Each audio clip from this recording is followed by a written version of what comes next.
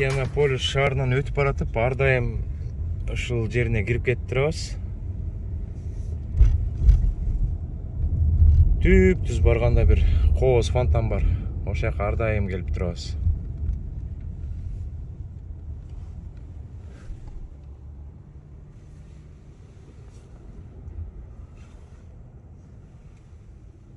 Тигил жерде эң бийик здание турат. Мен ар дайым айтам, чоң шаарларда эң бийик здание болот, ошонун үстүндө 2 мүйүзчү болот. Ал мүйүзчүлөрдүн үстүндө кызыл свет мигать этип туруш керек, баягы вертолет, ар кандай учуучу нерселер көрүп туруш керек. Бийик здание бар экен.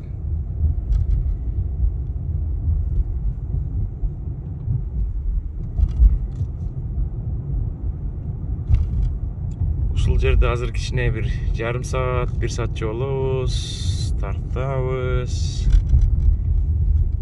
Анан акырындан жолго чыгып кете беребиз. Мен дронду алдымбы же алган жокмунбу?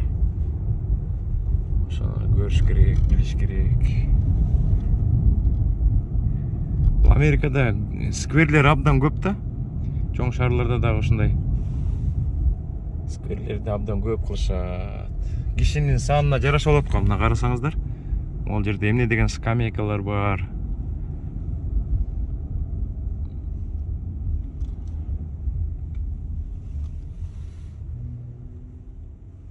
Жакын калдык де, тигил жерде көрүнүп турат.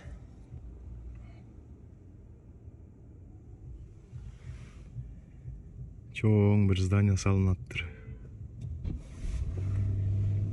Индианаполисте дагы пипилдетет экен, Кээ бир шаарларда жашыл свет күйгөндө пипилдетпейт да, бул жакта болсо пипилдетти что-то. Может, тартып атканымды көрүп калды ичинде. Сырмал жака чыгып кетебиз. Мына жакындадык.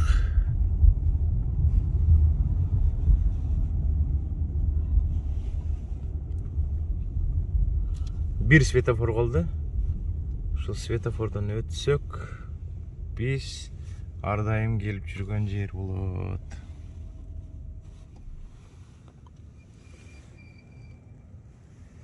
Ушул здание экен. Эң бийик здание. Могул жерде да старинный зданиялар бар экен.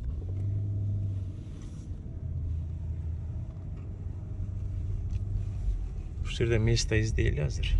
Опа, мына место таптык, Кудай берсе. Место таптык. Достор, сиздерге Индианаполис шаарынын центрин көрсөтүп коеюн. Мына могул жерде эң бийик зданиясы бар экен. Өткөндө бир жолу болгонбуз ушул жерде. Азыр сиздерге бул жерде бир сыйра тегеренип көрсөтүп коюп, мындан жолго чыгалы.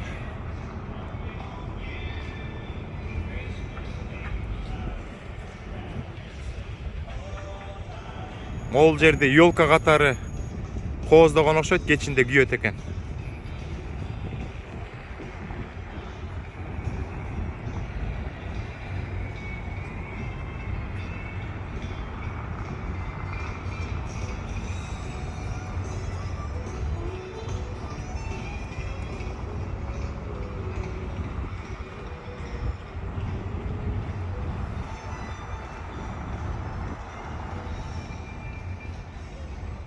Өткөндө биз келгенде бассейндин баары толтура болчу, азыр суу жок экен.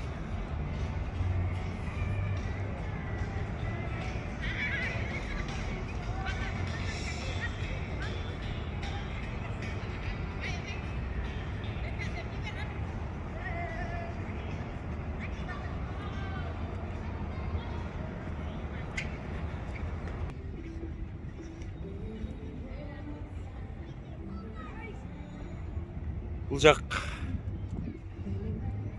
өтө жылуу эмес экен, өтө муздак эмес экен, орточо экен.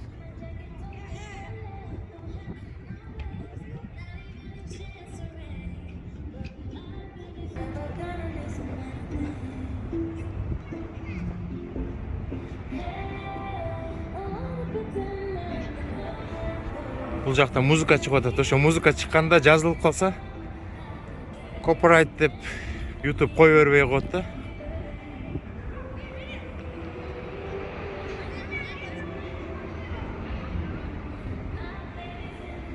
Абдан кооз жер.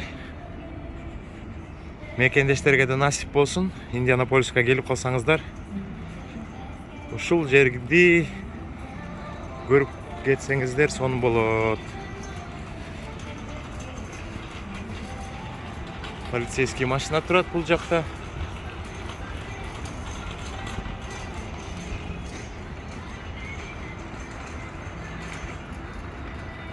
Сүрөткө түшүп коюш керек экен ушул жерден.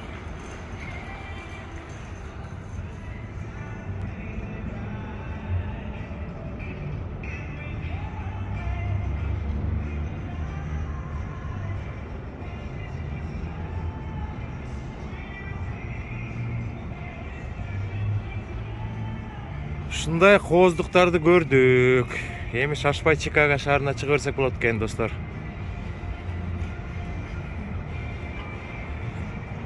Бул жакта паркинг бар экен, бирок паркингке жазып коюптур. Саат 11ден баштап кечки 6га чейин койгонго болбойт, тикет болот деп. Бирок рисковать этип коюп салдым. Ой, машинаны көздөй кеттик анда, достор.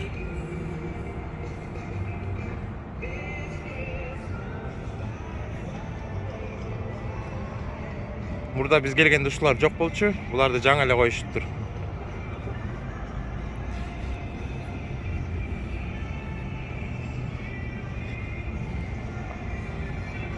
Жердин баары кирпичтен жасалыптыр.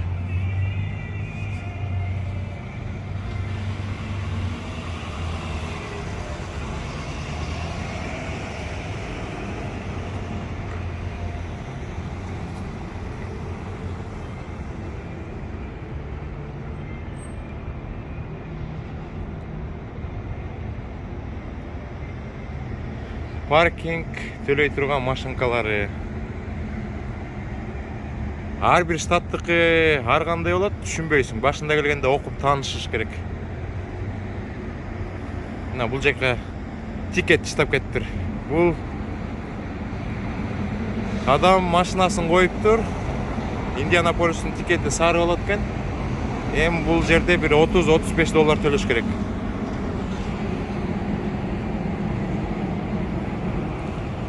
Бизге эчтеке койбоптур.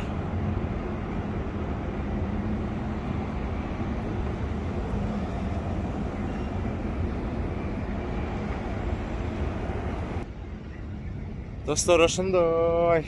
Азыр жолго чыгабыз. Мамасы менен Салимушка келсин. Күтүп туралы. О, бисмилла.